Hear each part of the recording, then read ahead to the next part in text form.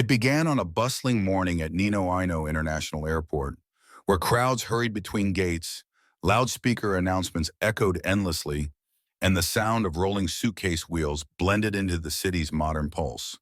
At that moment, no one paid attention to the woman in the Navy flight crew uniform, petite in stature but walking with brisk, professional strides. That was Anna.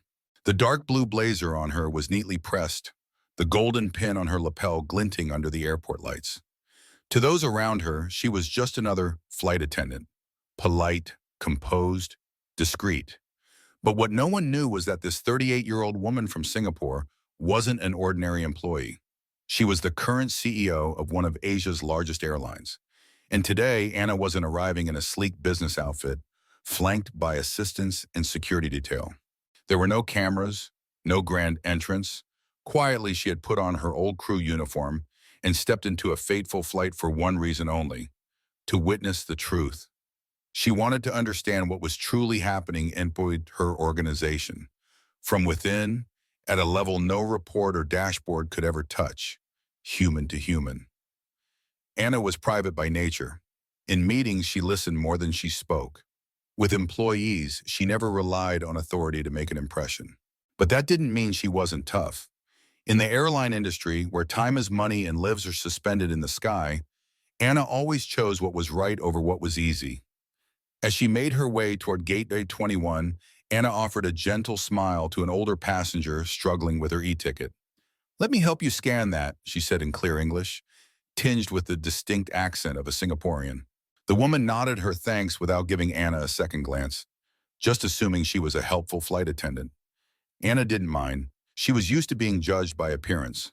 As an Asian woman in a leadership space long dominated by the West, she knew she had to work twice as hard just to be seen fairly.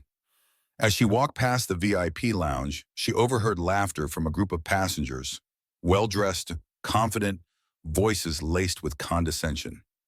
"Did you see that stewardess? So eager. Must be desperate for tips," said a middle-aged white man, scoffing as he subtly pointed toward Anna. Another younger man chimed in. "They're all like that. Asian service industry people. Always trying to please." Anna heard every word. Sharp as blades, their comments sliced through her pride. But she didn't react. She didn't need to. What she'd learned after more than a decade in this business was simple. You don't need to raise your voice to silence someone. Flight SA-122 had just lifted off from Ninoino Airport, gracefully raising hundreds of tons of metal into the sky like a free bird. But inside the business class cabin, the atmosphere was the complete opposite. Anna stood in the aisle adjusting the drink tray in her hands, her face calm and composed like any seasoned flight attendant. But inside, every step she took was a quiet act of restraint. Not because of the workload, but because of the stares, the tone, the attitude of a group of passengers, something she had faced throughout her youth. Once the plane reached cruising altitude, the familiar ding sounded, signaling passengers they could unbuckle their seatbelts. The crew began serving drinks and meals. Anna approached the group of affluent passengers, the ones who had been showing their colors since before boarding.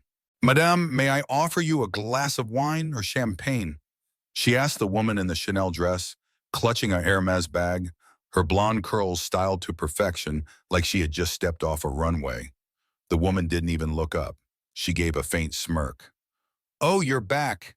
This time make sure it's actually cold," she sneered, flipping the menu with irritation. "You know, it's surprising how often your kind mess up the simplest things." The words "your kind" dropped into the cabin like a weight. Anna gave a soft smile, not from amusement, but as a form of defense. A shield, the same kind she had used her whole life against subtle, cutting prejudice. "Of course, ma'am," she replied evenly. "I'll bring it right away." She turned and walked toward the galley, still holding the silver tray, her knuckles whitening as she gripped it. Not because of the wine, not because of the passengers, but because of the truth that here in the 21st century, high above the open sky, prejudice still existed, bold, arrogant, and unashamed. Another man in the group called out, "Hey, stewardess, this chicken, dry as cardboard. Do you guys even know how to cook?" Anna turned around, her professional smile still intact. I'm sorry to hear that, sir. Would you like me to bring an alternative dish for you? The man snapped his fingers. No need, just try harder next time. Maybe ask someone who actually speaks English to do the job. Laughter broke out among his companions. That smug, superior laughter. Careless, yet deeply cruel. A man seated nearby, a middle-aged European, frowned slightly. He looked at Anna. Their eyes met for a moment. Nothing was said, but his subtle nod conveyed everything. I see you, I understand. Anna gave a silent nod in return and continued her work, because she knew this wasn't the time to speak the truth. Not yet. These girls only need to be pretty, no brains or education required, came a voice from behind her, this time in French. Anna understood every word. She walked toward the back of the aircraft where the other crew were preparing the next meal service. A young Vietnamese attendant, Lin, who had only been in the job for just over a year, whispered, Chiana, I'm sorry I didn't speak up. I was so angry, but I didn't dare react. Anna gently touched her hand and replied softly, You don't have to apologize for other people's ignorance. Just remember this, dignity doesn't come from your seat class. It comes from how you treat others. Those words felt like cool water over the fire burning in Lynn's chest. Anna sat down near the emergency exit seat, adjusting the bow to her collar. Her mind wasn't just filled with emotion, but with strategy. She was waiting for the moment, for a reason strong enough to turn the tables. And then, a loud crash. A tray of water hit the floor. The lead flight attendant rushed toward the center of the business class cabin. Anna sprang to her feet. The man with the Rolex, the one who had called her a servant, was sprawled out in the aisle. His face was pale. Sweat poured from him like rain. His friends shouted in panic, Somebody help! He's not breathing. A young crew member stammered. Ma'am, Anna, I've never handled this before. Anna knelt down, her eyes shifting from gentle to razor-sharp, professional. She immediately checked his pulse, his airway, and called for the oxygen tank. No hesitation, another passenger ran in from the economy, shouting, I'm a doctor. Do you need assistance? Anna looked up and gave a short but clear command. Pulse weak, low oxygen. Help me stabilize him before syncope sets in. The doctor froze, his eyes shifting from surprise to respect. You're trained for this? Anna smiled. Yes, years ago, before the meetings, the suits, and the titles. Within 5 minutes, the man was stabilized, secured, breathing through oxygen, slowly regaining consciousness. His friends now stood in silence. The very people who had laughed at her snapped their fingers at her like a servant. We were now looking at her with awe and gratitude. Anna said nothing. She simply tightened the mask strap, wiped the sweat from her forehead, and stood to straighten her uniform. She looked at each of them in the eye, and in their silence she saw something more meaningful than 100 fake apologies. One man stammered, Thank you, if it weren't for you. Anna replied calmly, I was just doing my job, and walked away, leaving behind a group of people who had just begun to realize they had looked down on the very person who saved their friend's life. Flight SA-122 continued its journey, piercing through thick layers of cloud, sunlight glinting off the aircraft's silver body like a streaking star in the blue sky. Inside the business class cabin, the atmosphere had changed completely. The mockery was gone. The arrogant smiles had vanished. Anna, the woman once seen as just another Asian flight attendant trained to serve, had just saved a man's life midair. And she had done it with composure, skill, and compassion so powerful that it left the entire cabin in silent respect. But what they didn't know was that something even bigger was still to come. In the rear galley, the crew whispered among themselves, eyes lit with admiration. She's the fastest I've ever seen handle a crisis. She's really different. She's not just a regular flight attendant. Is she, ma'am? One of them murmured. Rumors, respect, and quiet speculation rippled through the crew. Anna said nothing. She simply checked the passenger list, reported the medical condition of the man who had collapsed, and reminded a crew member, prepare the post-flight medical report. Note the exact timestamps and the emergency steps taken. At that moment, a young female crew member approached her shyly. "Ma'am Anna, a passenger asked to speak with you." Anna looked up, unsurprised. She nodded slightly. "All right, I'll go." Anna stepped into the center of the business class cabin. The group of wealthy passengers, the ones who had previously treated her like a glorified waitress, now stood up, their expressions cautious, regretful. The blonde woman, who had mocked her accent earlier, spoke first. "Miss Anna, I sincerely apologize for what we said and how we behaved." Another man added, "When you handled that medical emergency, you didn't seem like a flight attendant. You were extremely professional. You even led the team." Their eyes are filled with the questions now, but no longer with arrogance. "To be honest," the man lowered his head, "who are you?" Anna stood tall, hands gently clasped in front of her. She looked around the cabin. Every gaze, every breath seemed to hold still, waiting for her answer. Then she smiled, a soft smile but as sharp as a scalpel, slicing clean through the illusion of power. "My name is Anna Lim," she began. "Singaporean, 38 years old.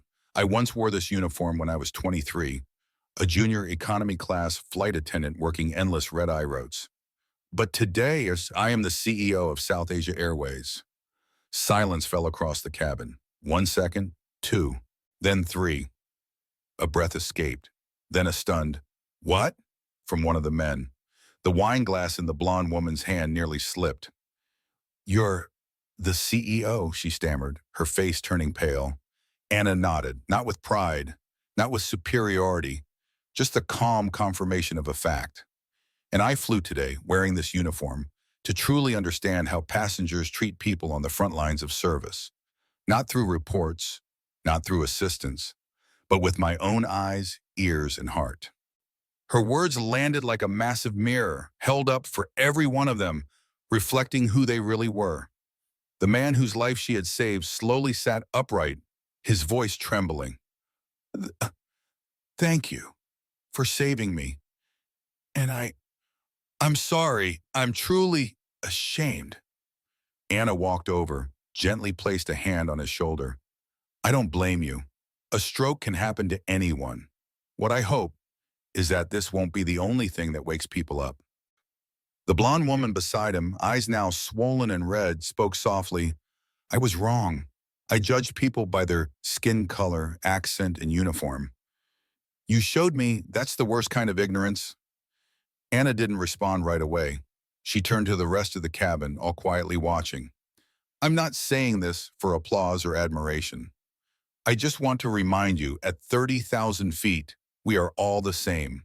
We breathe the same air. Life, kindness, and dignity don't come with a first-class ticket or a CEO name badge." Anna turned and began walking toward the galley.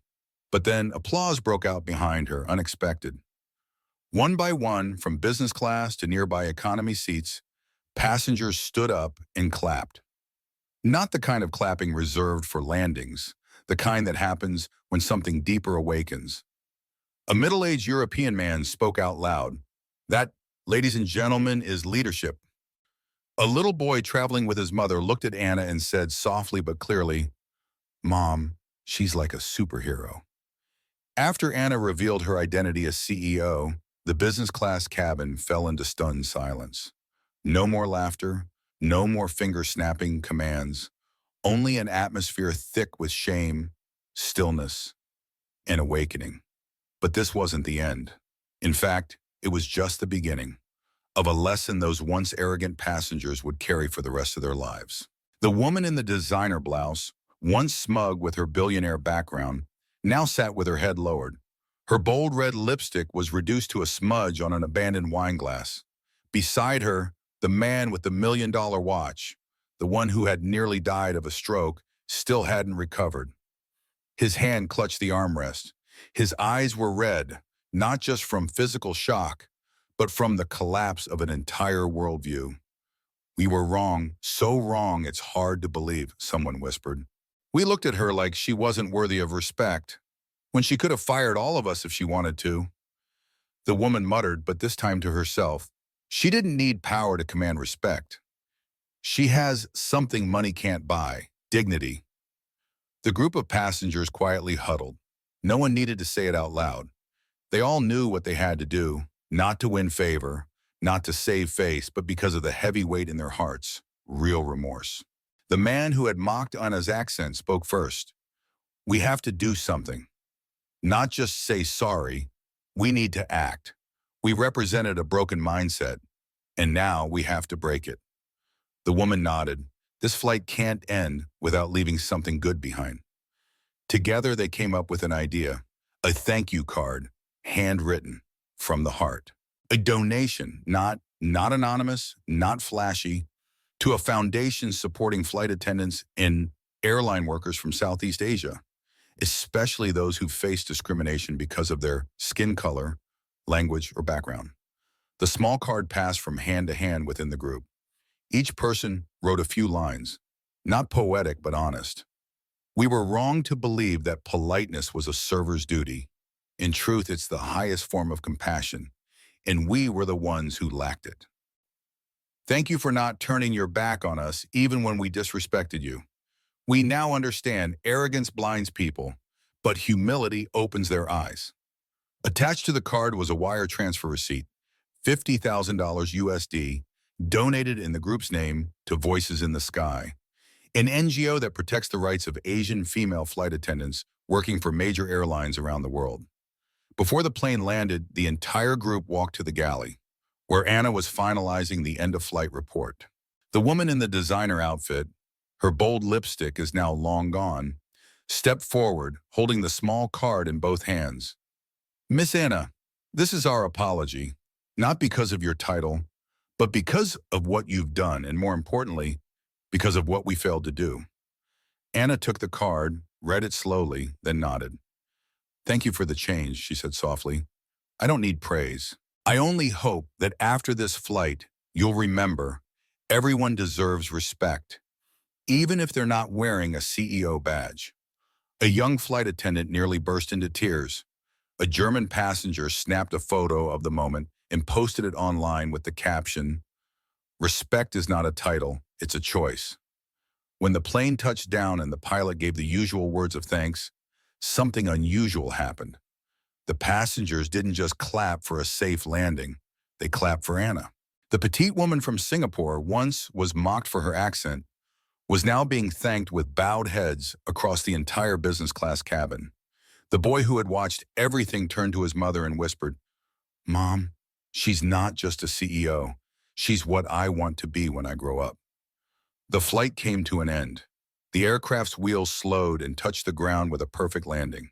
But for those who had just spent nearly 8 hours together in the air, there was another kind of landing, and an emotional one, far more powerful. Anna stepped out of the cabin, her face calm, still dressed in her flight attendant uniform. The other passengers followed behind, pausing one by one at the aircraft door to say goodbye, not out of politeness, but from the heart. The little boy who had called her a superhero was led by his mother to stand next to Anna. "Miss, when I grow up, I want to be a boss like you, but I'll never call anyone a servant." Anna leaned down, smiling. "If you respect others, you're already a leader." A young flight attendant nearby quietly wiped away a tear. That very day, a video clip of Anna saving the passenger, followed by her revealing she was the CEO, was uploaded to Twitter and TikTok. Within hours, the hashtags #Undercover CEO and #Anna from the Skies were trending globally. Thousands of comments poured in. "She's the reason I believe in the service industry again." A CEO who acts, listens, and leads, not just one who sits in meetings giving orders. "I'm Singaporean, so proud of this woman." They were racist, and in the end, and taught a lesson in humanity by an Asian woman.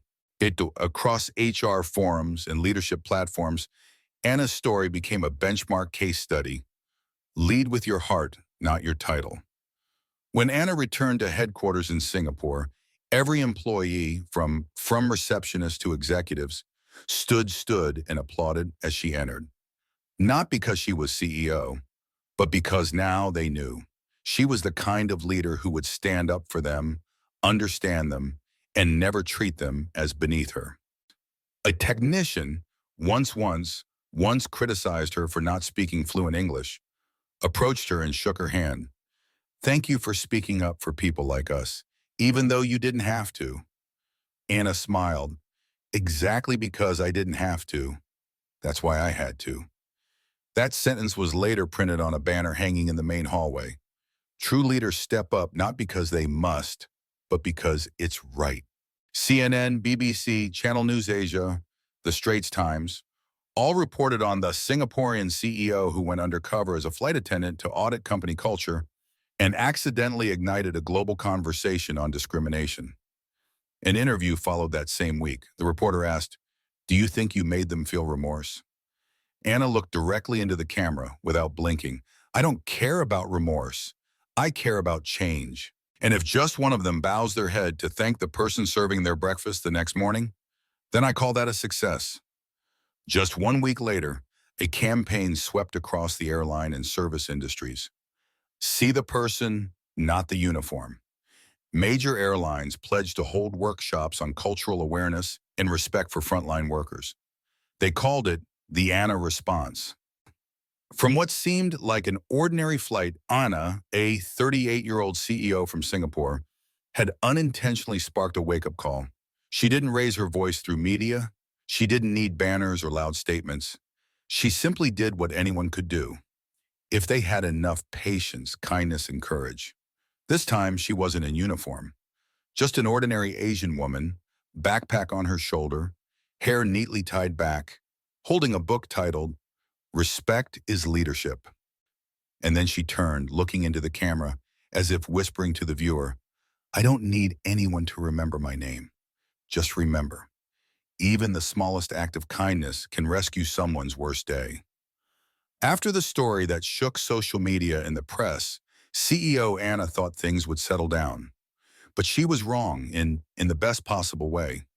Because what she sparked wasn't just temporary shame. It was a new way of thinking about how we treat one another, especially those we see as beneath us. A week after the flight, Anna's assistant handed her a small envelope. Inside was a clumsily written, handwritten letter.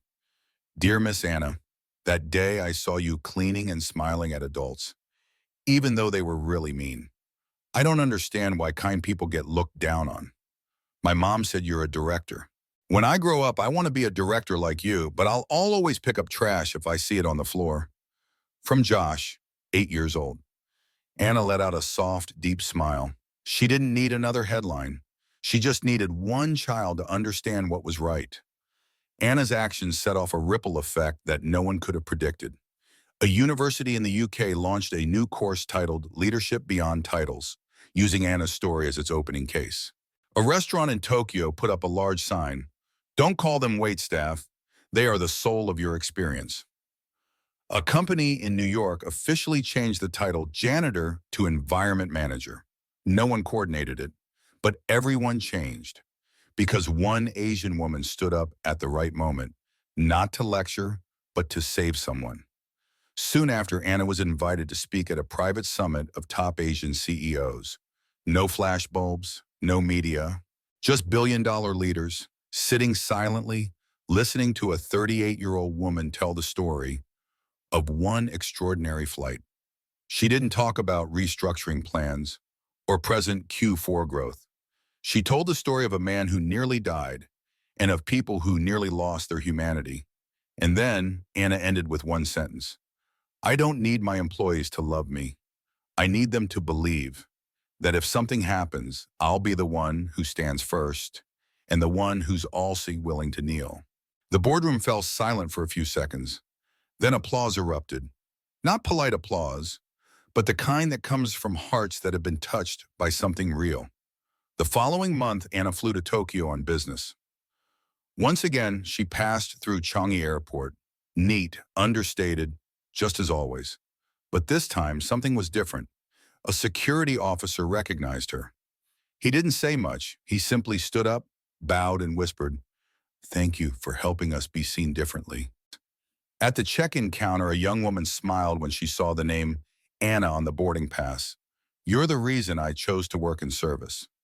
Later, Anna wrote a slim book, Not a memoir, not a guide to wealth, just a collection of short stories she had gathered.